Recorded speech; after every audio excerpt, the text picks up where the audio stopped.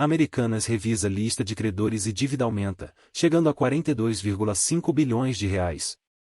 A revisão desses valores que resultou em um aumento na dívida da varejista de 41 bilhões de reais para quase 42,5 bilhões de reais, sendo que a maior parte desse aumento se deve aos débitos com grandes bancos. O banco mais afetado foi o Bradesco, que tinha uma dívida de aproximadamente 4,8 bilhões de reais na primeira lista apresentada em janeiro, mas após a revisão, o valor subiu para 5,1 bilhões de reais.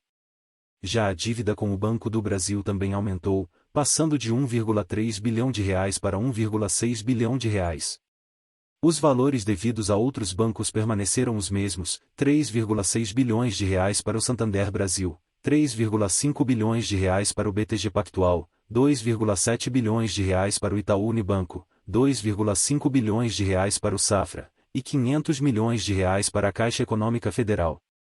Dos 42,3 bilhões de reais da dívida listada na recuperação judicial da Americanas, a maior parte, 42,3 bilhões de reais, é para os credores da classe terceiro, conhecidos como quirografários, que não possuem garantias reais da empresa.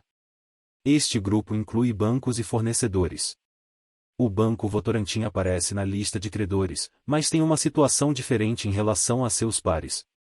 De acordo com uma fonte próxima ao banco, a posição do BV é estável, já que as dívidas da Americanas somam pouco mais de 200 milhões de reais, enquanto as aplicações financeiras da varejista no banco ultrapassam 400 milhões de reais.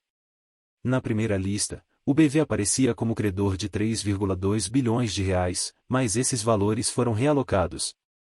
Os 3 bilhões de reais a mais correspondem a títulos emitidos pela Americanas, que foram intermediados financeiramente pelo BV, e não representam dívidas da empresa com o banco, segundo a fonte.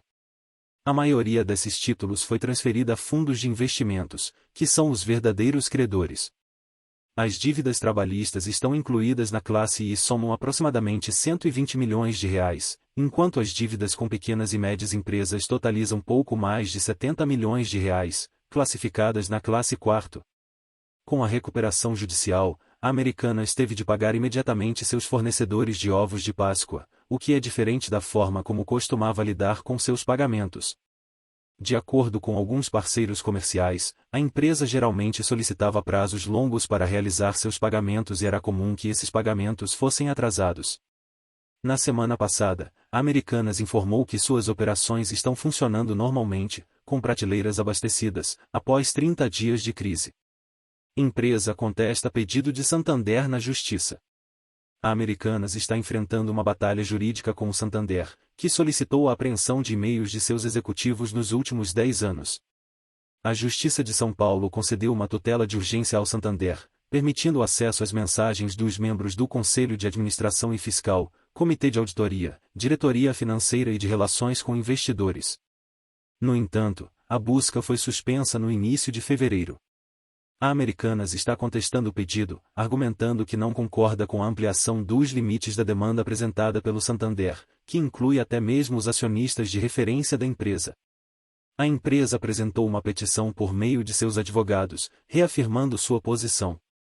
A Americanas argumenta que o Santander está tentando ampliar o escopo da busca por e-mails, incluindo endereços pessoais, o que vai além dos limites permitidos pela tutela de urgência concedida pela Justiça de São Paulo.